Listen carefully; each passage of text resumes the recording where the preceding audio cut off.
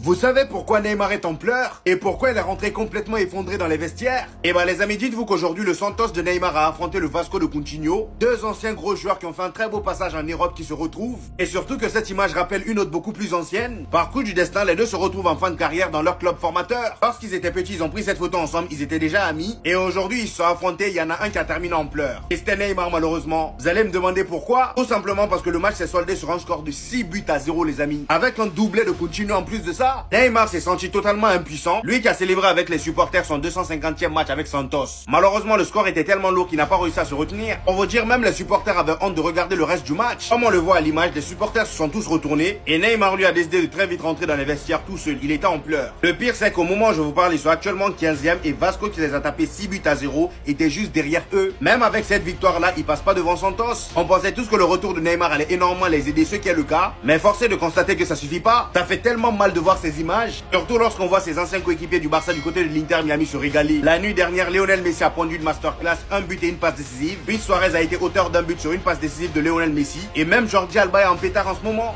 Neymar une nouvelle fois en pleurs. Les gars, il vient de prendre 6-0 avec Santos. 6-0, vous avez... Les gars, regardez les images. Franchement, ça fait de la peine. Mais c'est une dinguerie. Quand je vous dis que Neymar, il passe son temps à pleurer, c'est pas pour rien. Les gars, il a trop d'épisodes où il n'arrive pas à retenir ses émotions. Ses coéquipiers, ils pleurent pas. Lui, il finit inconsolable. Après, j'avoue, c'est une humiliation de ouf. Soirée cauchemardesque pour Neymar. Santos s'est incliné à domicile. Les gars, 0-6, ça veut dire 0-6. Contre Vasco da Gama sur le score de 6 buts à 0. Eh, c'est une folie. Après, c'est normal, les supporters de Santos, ils lui crient dessus. Les gars, c'est une folie. 6-0 à domicile. Quand tu vois que c'est le capitaine de l'équipe en plus, après, c'est son club de cœur. Donc, forcément, l'émotion, je peux comprendre. Il fêtait son 250e match en plus sous les couleurs de Santos. En fait, vraiment, quand on dit c'est une soirée cauchemardesque, c'est une soirée cauchemardesque. Et là, je crois que Santos, ils sont à 1 ou 2 places des barrages ou de la descente. C'est une catastrophe. Là, vraiment, pour le club historique brésilien, c'est une catastrophe. Non, les gars, me parlez plus jamais de Neymar 2026 ou quoi, Coupe du Monde. Il pleure pas parce qu'il est blessé, les gars. Parce que la vie, elle est hard. Tout se passait bien, les gars, jusqu'à il a rencontré Coutinho, un ancien collègue à lui. Et le score, il veut tout dire. 6-0. Et Neymar qui se fait huer, les gars. On n'a jamais vu ça jusqu'à tous les fans de Santos. Regardez ce qu'ils ont fait. Là, peut-être vous vous dites, ils sont devant. Non, les gars, ils sont retournés. Ils sont contre le club, ils sont contre Neymar. Est-ce que vous vous rendez compte de la dinguerie? Vous connaissez votre boug Neymar? Les pleurs, les gars, ça sort très vite parce que c'est un gars, t'as vu, il joue pour de vrai. Il avait réussi à enchaîner 6 matchs, les gars, 6 matchs où il était performant. 6 matchs où il a réussi à prouver qu'il pouvait tenir 90 minutes et que la Coupe du Monde 2026, elle était possible parce qu'il avait enfin le niveau, il avait retrouvé ce fameux truc. Mais la vie, elle est venue lui rappeler que t'es en ligue de merde. Neymar seul, les gars, ne peut rien faire. Mais là, on a vu qu'en fait, aujourd'hui, il était pas bon. Et ça, c'est les conséquences. Un 6-0, les gars, mentalement, en fait, ça montre que Neymar, il a plus le cardio. Je vous mens pas, les gars, mentalement, il peut pas tenir. Si là, c'est une défaite contre une équipe Vasco, les gars, je connaissais même pas. Imaginez seulement.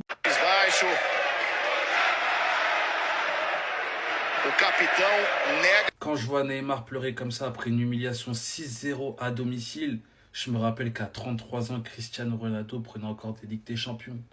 Et on a Neymar qui prend des 6-0 au Brésil. Supplément, c'est son ami d'enfance qui lui inflige ça en plus. Le football a été dur avec Neymar quand même. Déjà, toutes les blessures qu'il a eues. Là, il retourne à Santos, dans son club formateur. L'histoire aurait pu être belle, mais ça tourne au fiasco. Déjà, il est pris à partie par de nombreux supporters là-bas. Et là, il se mange un 6-0 à la fin du match. Tous ceux qui étaient dans le stade, ils ont tourné le dos au terrain. Et quand tu es le capitaine, et surtout dans ton club formateur, dans ton club que t'aimes, les gars, je le comprends, c'est compliqué. Neymar, après la Coupe du Monde 2026, c'est retraite sûr et certain. S'il n'avait pas encore pris sa décision, s'il y a encore des gens qui en doutaient, croyez-moi que ce match-là, il va avoir un impact sur la carrière de Neymar après la Coupe du Monde 2026. Il va prendre sa retraite. En fait, la fin de carrière de Neymar, je sais plus, je sais pas. Qu'est-ce qui se passe là-bas au Brésil au fait? Aujourd'hui, j'ai entendu qu'il s'est mis à pleurer à la fin du match, mais je dis il a perdu une compétition. Non, il a perdu un match de championnat. 6-0. Du coup, il s'est mis à pleurer. C'est un CP ou quoi? On est en CP? C'est quoi? Bah, je rigole, no beef avec Neymar. Moi, j'aime beaucoup Neymar. Mais quand même, défaite 6-0 à domicile, tu pleures. Mais relève-toi! Comme l'a dit Samuel Eto'o. T'es un grand joueur. Le pire, c'est qu'il perd 6-0 contre l'équipe de Philippe Coutinho, Vasco da Gama. Coutinho va d'ailleurs même mettre un doublé dans le match. Les deux joueurs sont les capitaines respectifs de leurs équipes. Et le plus, ça a été même venu avec sa fille. Et là, en voyant cela, je me dis qu'il est vraiment sur la fin. Et les joueurs, quand ils deviennent âgés, tu sens qu'ils commencent à devenir vraiment très émotifs.